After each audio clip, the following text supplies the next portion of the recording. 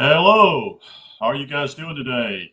It's about time to, well, it's about 5 o'clock almost here on the East Coast. This is going to be reading this particular book here, John Coleman, Conspiracy Hierarchy, the Story of the Committee of 300.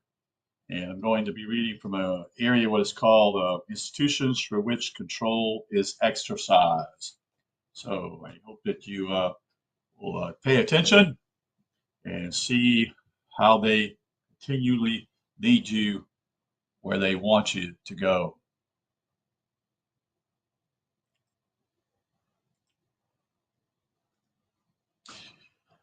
Profiling is a technique developed in 1922 on command of the Royal Institute for International Affairs, which is the group that actually controls the CFR, which is the Council of Foreign Relations here in the United States. So the CFR actually is not a truly independent agency. It's actually controlled by the Royal Institute for International Affairs in Great Britain. Major John Rawlings Rees, a British Army technician, was instructed to set up the largest brainwashing facility in the world at the Tavistock Institute for Human Relations as part of Sussex University. So this became the core of British Psychological Warfare Bureau. When I first introduced the names of Rees and Tavistock in the United States in 1970, very little interest was shown, but over the years I have revealed more and more about Tavistock and its vital role in the conspiracy. It has become popular to imitate my earlier research. British Psychological Warfare Bureau makes extensions use of the work done by Rees on his 80,000 British Army guinea pigs, captive soldiers who underwent many forms of testing. It was Tavistock designed methods that got the United States into the Second World War, and in which, under the guise of Dr. Kurt Lewin, established the OSS, the forerunner of the CIA. Lewin became the director of Strategic Bombing Survey, which was a plan for the Royal Air Force to concentrate on bombing Germans, that is, Germans' workers' houses, not any military institutions, not even corporations that made certain products for their defense mechanisms, such as tanks, airplanes, and that type of thing. It was actually aimed at the people. The munition, here's the key. The munition plants on both sides belong to the international bankers. Hello? So this is the reason why they did not bomb these key installations, folks. We had no wish to see their assets destroyed. Later, after the war was over, NATO ordered Sussex University to establish a very special brainwashing center, which became a part of the British Psychological Warfare Bureau. Only now its research was directed towards civilian rather than military applications.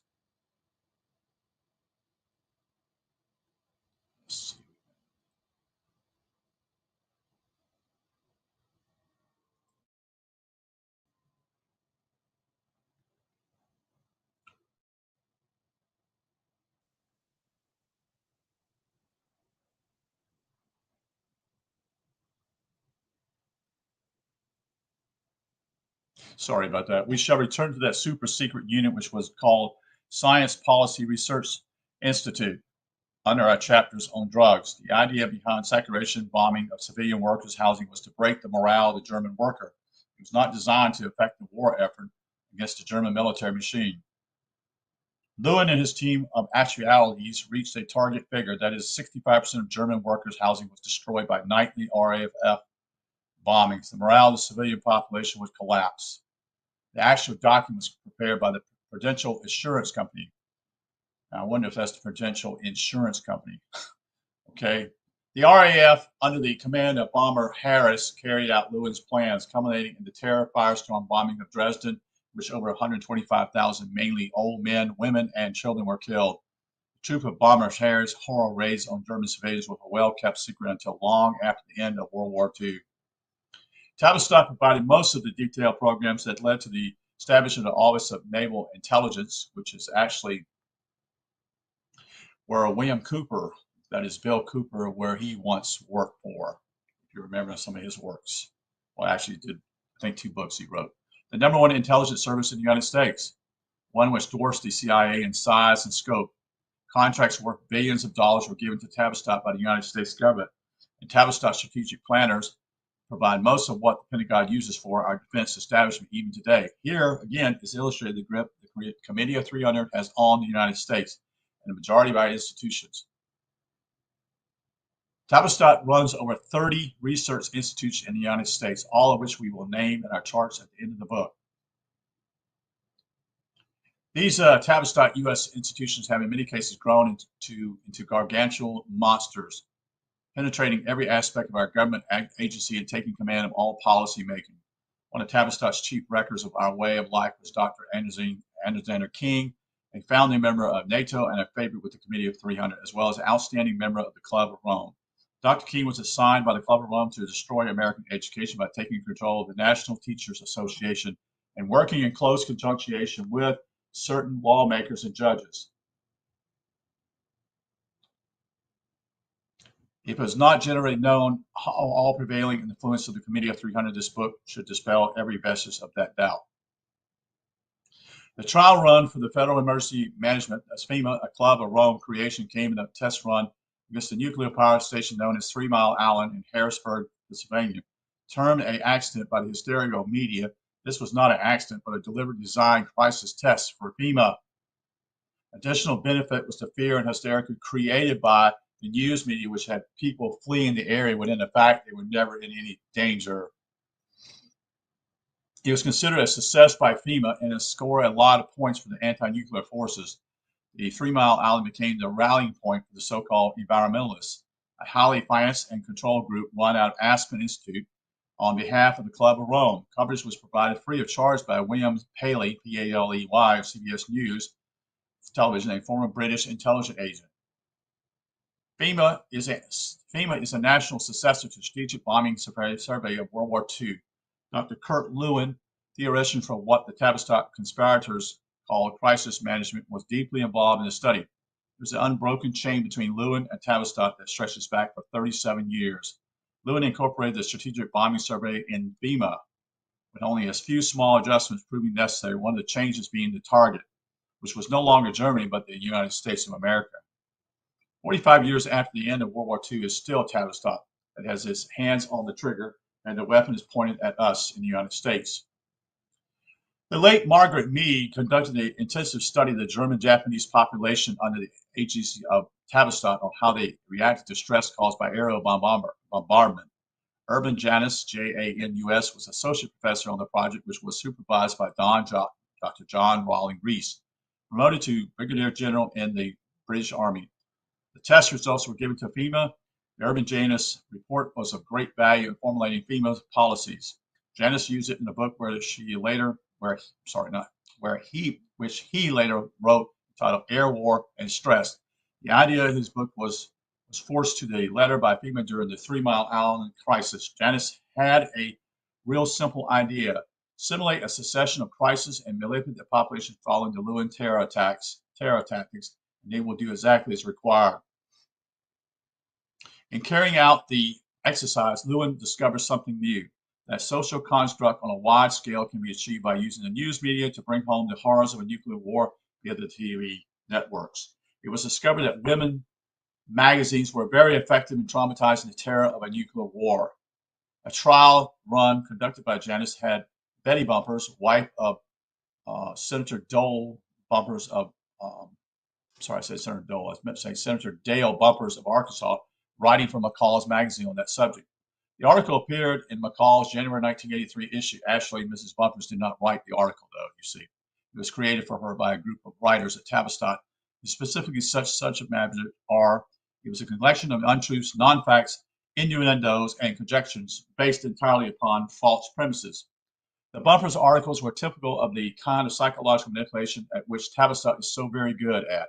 Not one of the ladies who read McCall's could have failed to be impressed by the terror-horroring story of what a nuclear war would look like.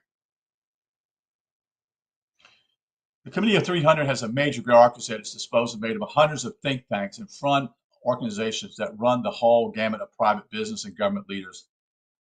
I will mention as many as I can to fit in, starting with the German Marshall Fund. Its members, and remember they are also members of NATO and the Club of Rome, consist of David Rockefeller of Chase Manhattan Bank, Gabriel Hague, H-A-G-U, of the prestigious manufacturer Hanover Trust and Financial Corporation, Milton Katz, K-A-T-Z, of the Ford Foundation. Willie Brandt, that is leader of Socialist International, a KGB agent and member of the Committee of 300. Also the former Chancellor of Germany, you might know. Irving Bluestone, Chairman of the United Air Workers Executive Board. Russell Train, U.S. President of the Club of Rome. Prince Philip's Worldwide Fund, World Wildlife, WWF. Elizabeth Midgley, CBS Program Producer, BER. Gifford, Director of Russell Sage Foundation. Guido Goldman of the Aspen Institute. The late Avery Harriman, Committee of 300 Astronomer members, Thomas L. Hughes of the Carnegie Endowment Fund, and Dennis Meadows and Jay Forson of MIT World Dynamics. The Committee of 300, although its extension for over 150 years, did not take on its present form until around 1897. It was always given to issuing orders through other fronts, such as the Royal Institute for International Affairs, and it was decided that the super body would control European affairs, which was the RIIA, founded the Tavistock Institute, which in turn created NATO. For 5 years, NATO was financed by the German Marshall Fund. Perhaps the most important member of the Bilderbergers, a foreign policy body of the committee, was Joseph Rentier, R-E-T-T-I-N-G-E-R, said to have been its founder and organizer, whose annual meetings have delighted conspiracy hunters for several decades. Reginald was a well-trained Jesuit priest and a 33-degree Freemason. Mrs. Catherine Meyer Graham, who is suspected of having murdered her husband in order to get control of the Washington Post, was another ranking member of the Club of Rome, as with Paul G. Hoffman of the New York Life Insurance Company, one of the largest insurance companies in America, and a leading RAND corporation, leading RAND company ties directly to the Queen Elizabeth of England's immediate family, John J. McCloy, the man who attempted to wipe post-World War II Germany off the map. And last but not least, James A. Perkins of the Carnegie Corporation were also founding members of the Bilderbergs and the Club of Rome. When a star-studded cast, yet strangely enough, few of any outside of a genuine intelligence agency have ever heard of these people or their organizations in recent times. The power exercised by these important persons and corporations, television stations, newspapers, insurance companies, and banks that represent matches the power and prestige of at least 2 European countries. And still, this is only the tip of the Committee of 300. Enormous cross-gridding and interface interests. Not mentioned the foregoing lineup is Richard Gardner, who, although on a earlier member of the Committee of 300, was sent to Rome on a special assignment. Gardner married into one of the oldest black nobility families of Venice, thus providing the Venetian aristocrat a direct line to the White House. The late Avia Harriman was another of the committee's direct links with the Kremlin and the White House, a position which Kistner inherited after the death of Harriman. The Club of Rome is indeed a formal agency of the Committee of 300, although ostensibly working on American affairs. The group overlaps other Committee of 300 agencies, and the United States members are often found working with the problems in Japan, Germany. Some of the front organizations are, and here they are, operated by above committee include the following, although not limited to them: the League of International Democracy. Officials are Michael Novak, Jean Kirkpatrick, Eugene Rostow, Erwin Sewell, Lane Kirtland, and Albert Schnecker, S-C-H-E-N-E-K-E-R. Purpose: to disrupt and disturb normal labor relations between workers and employees by brainwashing labor unions to make impossible demands, with special attention to steel, automobile, and housing industry. The next one, and I know this one a little bit because I actually was one time helping these people, thinking they were really good people, called the Freedom House. Officials being Leo Churm, C-H-U-R-M, Churm, G-R-N, and Carl Gershelman. Purpose: to spread socialist disinformation among American blue-collar workers, spread dissension and dissatisfaction. Now that these objectives have been largely realized, Gershelman has been drafted by the Lawrence Eagleburg to CEDC, a newly created body to stop a united Germany from expanding its trade into Danube Basin. Committee for Democratic Majority. Officials are Ben Walterman, that's Wagenberg, I should say. Let me spell that for you. W-A-T-T-E-N-B-U-R-G. Jean Kirkpatrick again is involved. Elmo Zumali, ZUMWA, and MIDGE, MIDGE, DECTOR, DECTOR. Purpose: to provide a connecting link between the educated socialistic class and minority groups with the intent of setting up a solid block of voters who can be counted on to vote for left-wing candidates at election time. It was really a Fabian operation from start to finish. Another group, Foreign Policy Research Institute. The officials is that Robert Strauss Hoop, HUPE. Purpose is to undermine and eventually end NASA's space program. Social Democrats, USA. Official is Bayard, B-A-Y-A-R-D, Rustin, Lane Kirtland, Jay Levinstone, Carl Gershman, Howard Samuel, and Cindy Hook. Purpose is spread radical socialism, especially among minority groups, and forge links between similar organizations in socialist countries. Levinstone was for decades the leading advisor to U.S. presidents on Soviet affairs and strong direct link with Moscow. Now, a lot of these people probably are no longer in that position, but there are still these organizations still run by them. So, some of these people may have already passed. Institute for Social Relations, officials of Hartland Cleveland and Willis Hartman. Purpose: to change the way America thinks. The Citizen League is official by Barry Commoner, that's Commoner, to bring common cause, that is legal suits against various government agencies, especially in the defense industry. War Resisters League. Here it is, folks. You got to understand who the players are. Officials are Noam Chomsky. Yes, he's not one of us, folks. He never has been. And David Reynolds. Purpose: to organize resistance to the Vietnam War among left-wing groups, students in Hollywood, and crowds. I think Noam Chomsky is still living, folks. He's been in. I think he's in his 90s. So you have to understand what he's about. He's not coming from his own. In fact, probably he didn't write some of this stuff, I'm surely. Anyway, the Democratic Socialist Organization Committee of the Institute for Democratic Socialism. Officials are named Frank Zeider, S-Z-E-I-D-E-R, Arthur Reder, R-E-D-I-E-R, and David McReynolds. Purpose: a clearinghouse for left-wing socialist ideas and activities in the U.S. and Europe. The next one is Anti-Defamation League, Fact-Finding Division. Official: Erwin Swalt, S-U-A-L-L, also known as John Graham. The purpose is joint FBI-British intelligence operation designed to single out right-wing groups and their leaders and put them out of business before they grow too large and too influential. The next group is International Associate of Machinists. The purpose is a labor-oriented front for the Socialist International and a hotbed of organized labor unrest polarizing workers and management. Amalgamated Clothing Workers, that is official Murray Findley, F-I-N-D-L-E-Y, and Urban Swap, again, he's been on 3 different groups here, and Jacob Schweikman. Purpose: much the same as the Machinist Union, to socialize and polarize workers in the garment trade. The Philip Randolph Institute, that is led by official, again, another same guy, Bayard, B-A-Y-A-R-D, Rustin, to provide a means of coordinating organization with a common purpose, to example of which would be the spread of socialist ideas among college students and workers. Next group, Cambridge Policy Studies Institute. This is a guy named Gar, G-A-R, I'll just spell it to you, A-P-E-L-R-O-V-I-T-C, T-Z.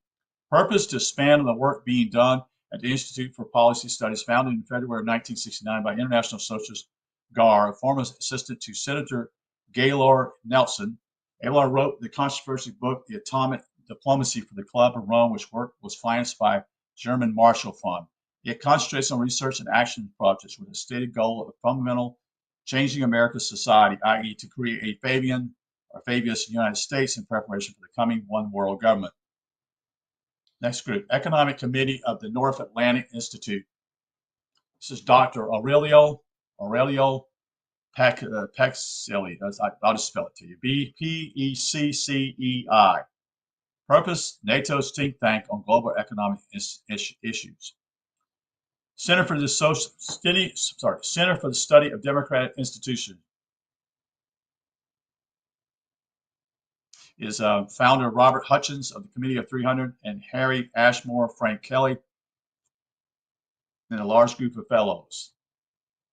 Purpose to spread ideas that will bring a social reform of the liberal kind with democracy as an ideology. One of its activities is to draft a new constitution for the U.S., which will be strongly monarchy and socialist as found in Denmark. The center is a Olympian stronghold located in Santa Barbara. It is housed as what is affectionately called the Parthenon, Parthenon. Former Representative John Rarick, R-A-R-I-C-K, called it an outfit loaded with communists. My 1973 work on a new United States Constitution was in its 35th draft, which purposes a amending guarantee environmental right, the thrust of which is to reduce the industrial base of the United States to a mere whisper of what it was in '69. In other words, this institution is carrying out Club of Rome, zero growth post-industrial policies laid down by the Committee of 300. Some of the other aims are, you can tell this is part of the Georgia Guidestones. You hear that. You can hear that from what's on the Georgia Guidestones if you've been there. Unfortunately, it's no longer here, so you need to educate people on what it says there. Some of the other aims are connected to control of the economic cycles, welfare, regulation of business, and national public works, control of pollution. Speaking on behalf of the Committee of 300, Ashmore says the function of the CSDI is to find ways and means of making our political system work more effectively. Yeah, they always say these things, folks. We must change education. We must consider a new U.S. Constitution and a Constitution for the world, Ashmore says. Further goals intimated by Ashmore are as follows. Membership of the UN must be made universal. UN must be strengthened. Southeast Asia must be neutralized, or neutralized means simply being communized. Cold War must be ended. 5, radical discrimination must be abolished. Racial discrimination must be abolished. Developing nations must be assisted, meaning assisted to destruct. 7, no military solutions to problems. Pity they didn't tell George Bush that before the Gulf War. Number 8, national solutions are not adequate. 9, coexistence is necessary. Harvard Psychological Clinic. Officials, Dr. Kurt Lewin and staff of 15 new scientists. Purpose to create a climate where the Committee of 300 can take unlimited power over the United States. Officials for social research. Dr. Kurt Lewin and staff of 20 new scientists. Purpose to devise a whole new set of social programs to steer America away from industry.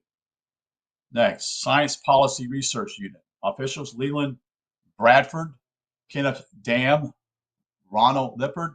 Purpose, a Future Shocks Research Institute at Sussex University in England, part of the Tavistock Network.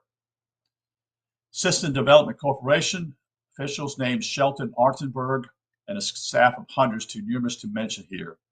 Purpose to coordinate all elements of the intelligence community of the United States and Britain and analyze what players have to be assigned the role of national entity. For example, Spain will come under a supine, watered-down Catholic Church, the UN under the Secretary General, and so forth, and develop a system of X-ray 2, which think tank personnel, military installations, and law enforcement centers are all linked to Pentagon through a nationwide network of teletypes and computers.